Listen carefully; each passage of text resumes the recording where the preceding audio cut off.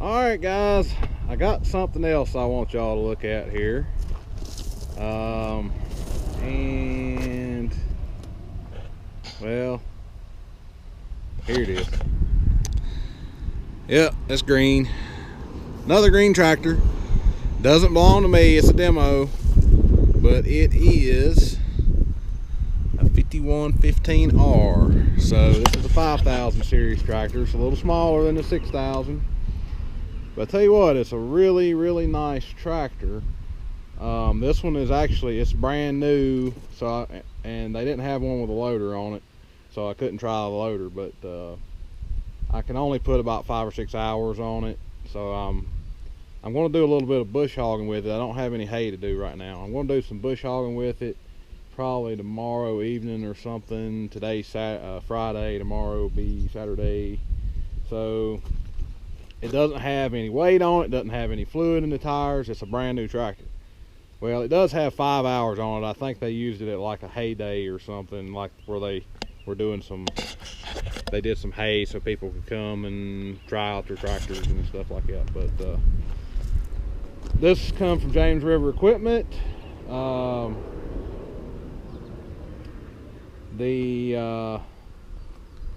It's going to be between this tractor or that 6130 that I had on demo. So I got to figure it out whether I want this it won't be this tractor, excuse me, it won't be this tractor.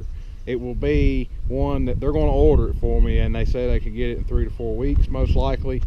It'll have options on it that I want, like premium seat, deluxe cab, or premium cab with the roof where you can see the loader, the glass in the roof, have an electronic joystick. They have a 540R loader on it, front fenders, and 3 rear remotes, which this one has on it. Have the premium seat, LED lights, but anyway, I can kind of spec this tractor how I want it. They got better programs on this tractor. 0% interest. They got like $8,000 off of it right now that you can get. So you know, the other tractor where it's used, you can't get a 0% interest rate on it.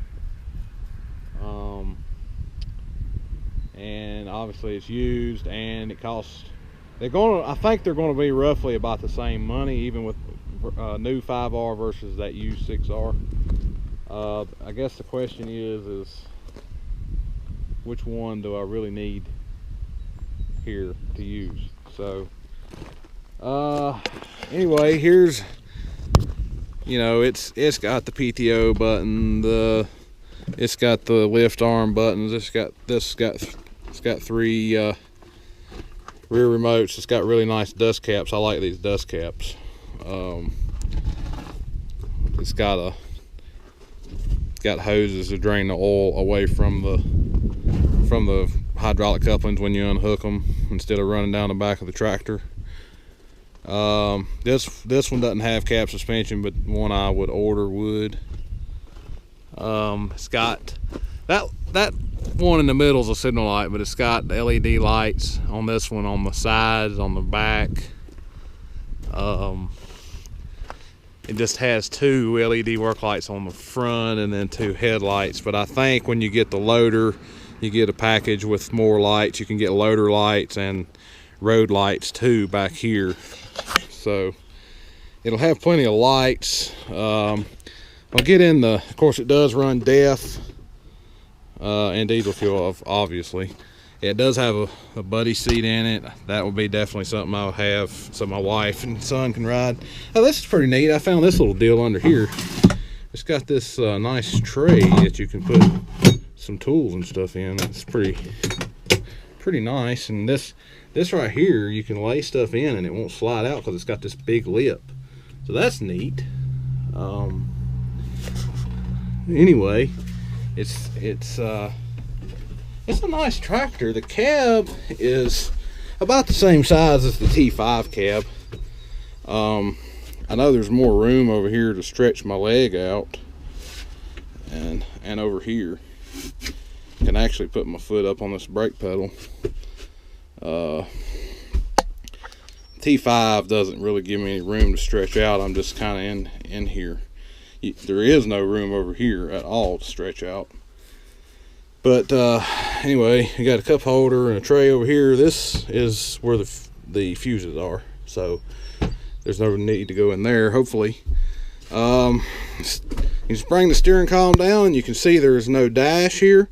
There's extremely good visibility. I mean, well, it doesn't have a loader, that helps, but look at this full solid glass windshield going across here. No bar or anything to block your view. It's very open in the front, and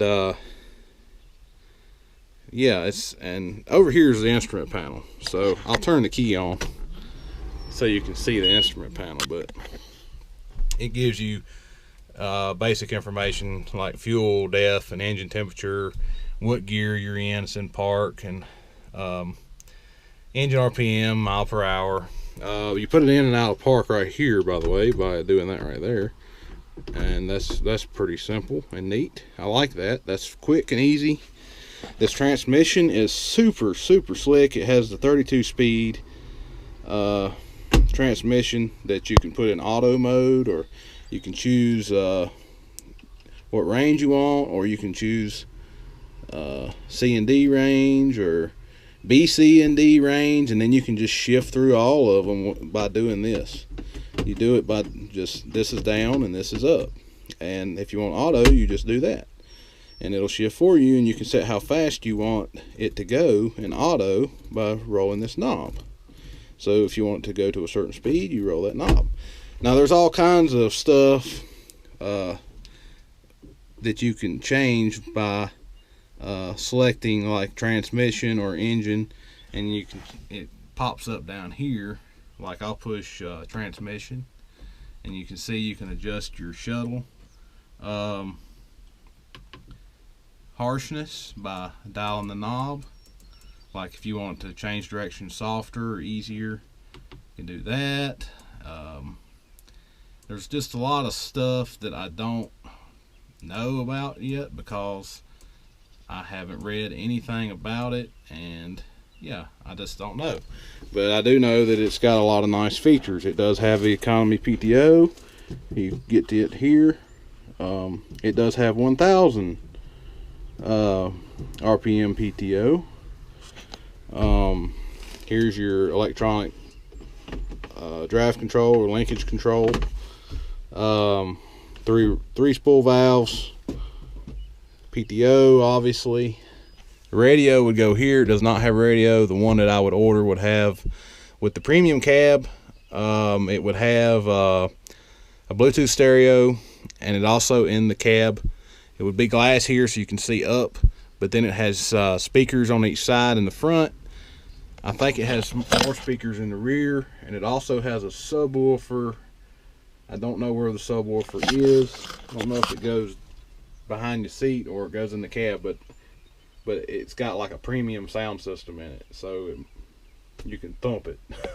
But anyway, you got power port here, you got a power port here, cigarette lighter type power port right there. Here you can plug in your USB or your auxiliary for your stereo if you put one in here. It's got basically everything you would want in here. It doesn't have the nice big touch screen like the 6R does, but I don't think the 6R has as many settings for the transmission, and it definitely doesn't have as nice of a transmission as this tractor. This tractor, you don't have any big lever shifting. It's all just dink dink dink dink. You can double tap this and it'll shift from, like say you're in B range and you want to go to C, you can double tap it and it'll just go straight to C. And there's 8 gears in each range. So you got A, B, C, and D. You got 8 gears in each one of those ranges. So you got all kinds of speeds you can choose from. That would be nice for square bale and hay, I would have to say. It would be nice. So The air conditioner controls, they're up here. The air conditioner seems to be working quite well.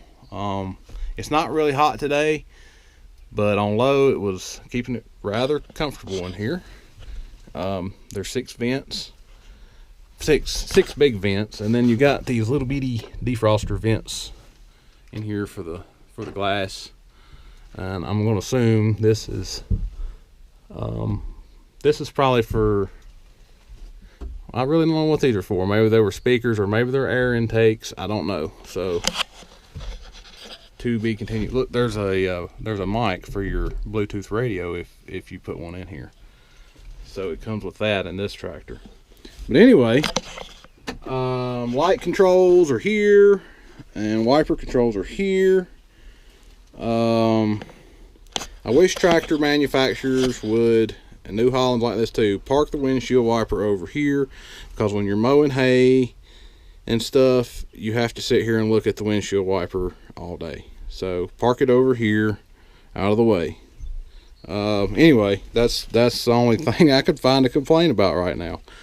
But I haven't operated the tractor very much. It is kind of bouncy right now because it has no fluid in the tires and no weight whatsoever on it. So driving down the road is kind of impossible right now. It does seem to have, I like the tires are kind of out around or something, and I had too much air in them. I let a little air out of them. I hope they don't mind. But I tried to drive it up the road, and when I got up to about 20 miles an hour, it was like bounce, bounce, bounce, bounce, bounce, bounce, and yeah, I couldn't ride it, so I had to slow back down. But you know, I hit that hill over there, and I know this tractor don't have any weight on it, but it's a 115 horsepower. The tractor I would be buying, if I buy this type of tractor or size tractor, would be 125 horsepower. But this tractor right here, the way it is right now, went over the hill up here that I test my tractors on. You know what I'm talking about if you watch my EcoTune video where I turned the T5 up. The T5 goes up that hill stock. It's supposed to be a 120 horsepower tractor. Stock. It goes over that hill at like 12.3 miles an hour. This tractor, which it does not have any weight on it. It doesn't have fluid in the rear tires, the T5 does. It doesn't have any weights on the front, the T5 does, and it doesn't have any wheel weights, the T5 does. T5 does not have fluid in the front tires any longer. It did at one time, but not any longer. It goes over the hill at 12.3. This tractor went over the hill at like 22 miles an hour. And it was getting it. I was sitting here, I was bouncing because of the no weight, but I was trying to hold it wide open and still stay in the seat. But hopefully the weight and the fluid will take all the bounce out of all that stuff. So hopefully that won't be an issue. I don't want a bouncy issue. But anyway, it was really impressive for a 115 horsepower tractor. I mean, I was expecting like 15 miles an hour, honestly. And it was doing like 22.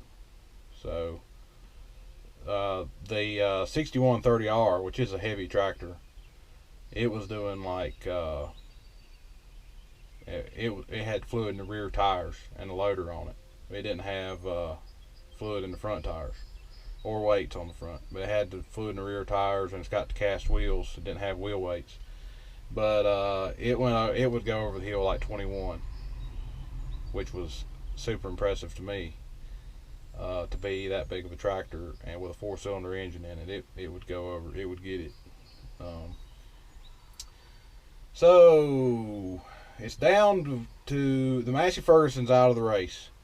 I didn't like that tractor at all. It's gone. It ain't coming back. It's between this tractor and the 6130R. So that's where we're at. And I haven't used this tractor yet, but I like what I see so far. I just hope that it's a big enough tractor to make to do what everything I need to do. I mean, it's the same. It's basically the same weight and the same size dimensions as the T5, but looking at it, it just looks smaller.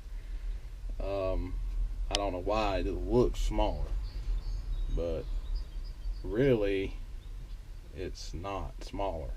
So anyway, here's where we are, and hopefully I'll get some video of this thing in operation this weekend and y'all can see it. So we'll talk to y'all later.